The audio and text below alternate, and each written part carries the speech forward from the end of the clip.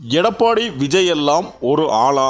திமுகவில் இணைய செங்கோட்டையன் திடீர் முடிவு. அதிர்ச்சியில் மோடி.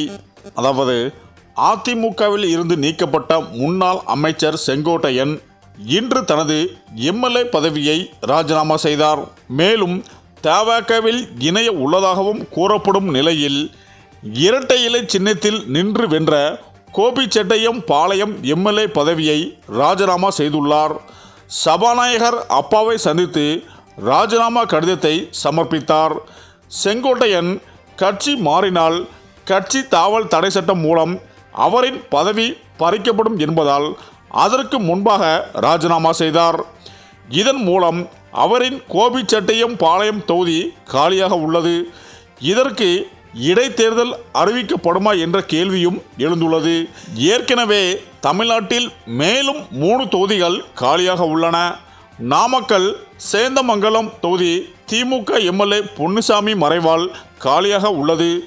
மேலும் வால்பாறை தொகுதி அதிமுக சட்டசபை உறுப்பினர் அமுல் கந்தசாமி மறைவால் அந்த தொகுதியும் காலியாக உள்ளது.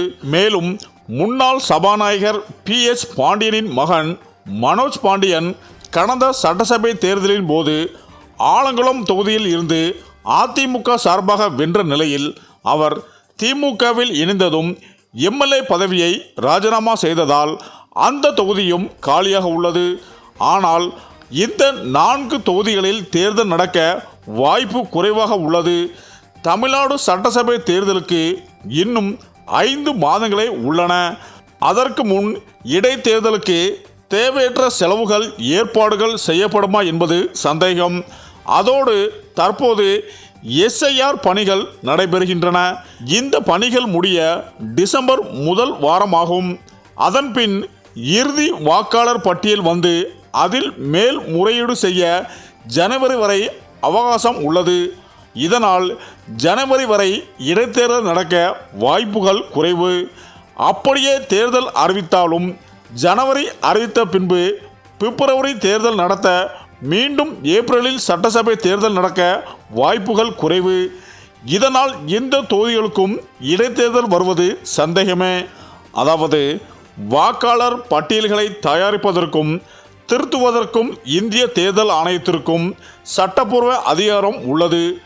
வாக்காளர் பட்டியலின் நம்பிக்கைத்தன்மையை பாதுகாக்கும் நோக்கில் ஒவ்வொரு தேர்தலுக்கும் முன்னதாகவும் அல்லது தேவைப்படும்போது ஆணையம் திருத்த பணிகளை மேற்கொள்ளவும், அடிக்கடி ஏற்படும் இடம் மாற்றங்கள், இறந்த வாக்காளர்களின் பெயர்கள் நீக்கப்படாமை போன்ற காரணங்களால் ஒரு வாக்காளர்கள் பல இடங்களில் பதிவு செய்யப்படுவதை தவிர்க்க இந்த சிறப்பு தீவிர திருத்தம் SIR அறிவிக்கப்பட்டது.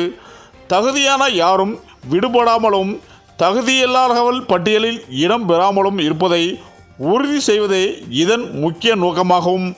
இந்த நிலையில்தான் செங்கோட்டையன் எம்எல்ஏ பதவியை ராஜினாமா செய்தார்.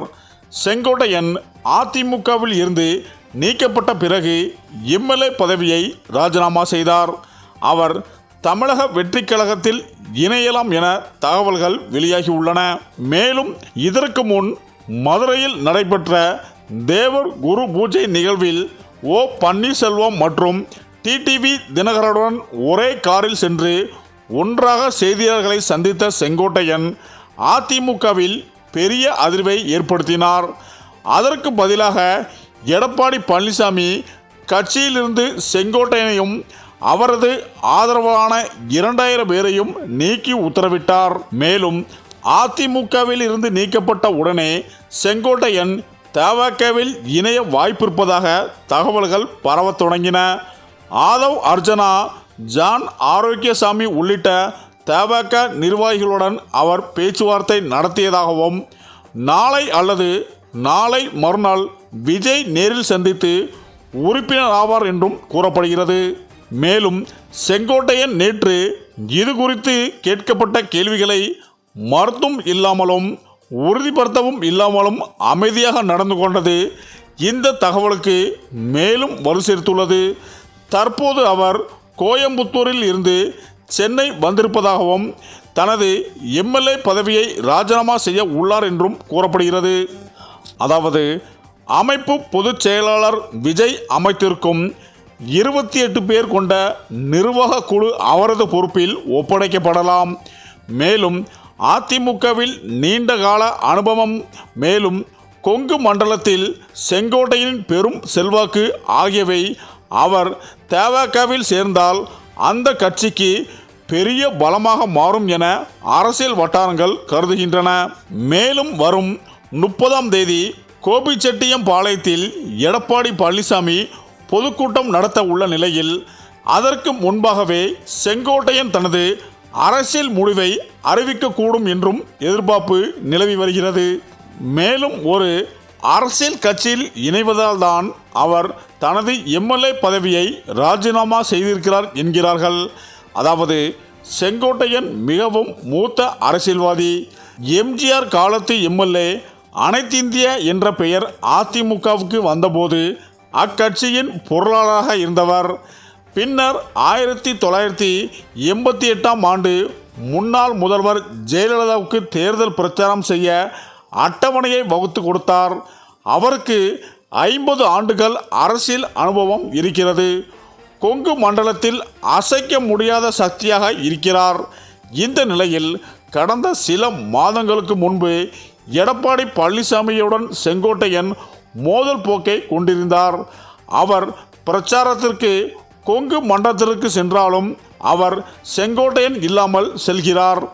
இந்த நிலையில் செப்டம்பர் 5ஆம் தேதி செய்தியாளர்களை சந்தித்த செங்கோட்டையன் அதிமுக ஒன்றிணைய வேண்டும், அதற்காக பிரிந்தவர்களை கட்சியில் இணைக்க நடவடிக்கை மேற்கொள்ள வேண்டும் என்றார். இதனை அடுத்து அன்று மாலையிலேயே அவரது கட்சி பதவி பறிக்கப்பட்டது.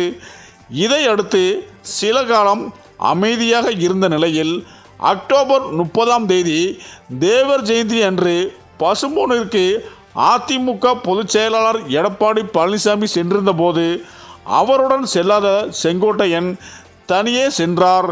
இதில் அதிமுகவில் இருந்து நீக்கப்பட்ட தினகரன், சசிகலா, ஓபிஎஸ்ஸுடன் செங்கோட்டையன் பேசினார். இது கட்சியின் கட்டுப்பாட்டுக்கு எதிராக என கூறி செங்கோட்டையனை அதிமுகவில் இருந்து நீக்கிவிட்டார். இந்த நிலையில்தான் விஜய் தலைமையிலான தமிழக வெற்றி கழகத்தில் செங்கோட்டையன் இணையக்கூடும் என்ற செய்திகள் அரசியல் வட்டாரத்தில் பரபரப்பை ஏற்படுத்தியுள்ளது.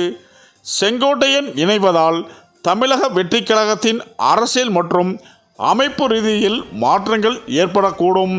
மேலும் அதிமுகவின் முன்னாள் அமைச்சர் செங்கோட்டையன் விஜய் முன்னிலையில் தமிழக வெற்றி கழகத்தில் இணைய உள்ளார்.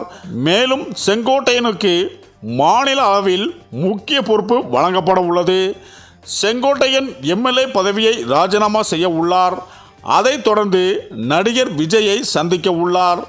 செங்கோட்டையன் விஜய் பக்கம் செல்லக்கூடாது என அதிமுக தலைவர்கள் சமாதானம் செய்ய முயற்சிக்கின்றனர். செங்கோட்டையன் தமிழக வெற்றி கழகத்தில் இணைவது கிட்டத்தட்ட உறுதியாக உள்ளதும் என அரசியல் வட்டாரத்தில் பரபரப்பாக பேசி வருகின்றனர். சரி, இந்த வீடியோ பற்றிய உங்கள் கருத்துக்களை கமெண்டில் சொல்லுங்கள்.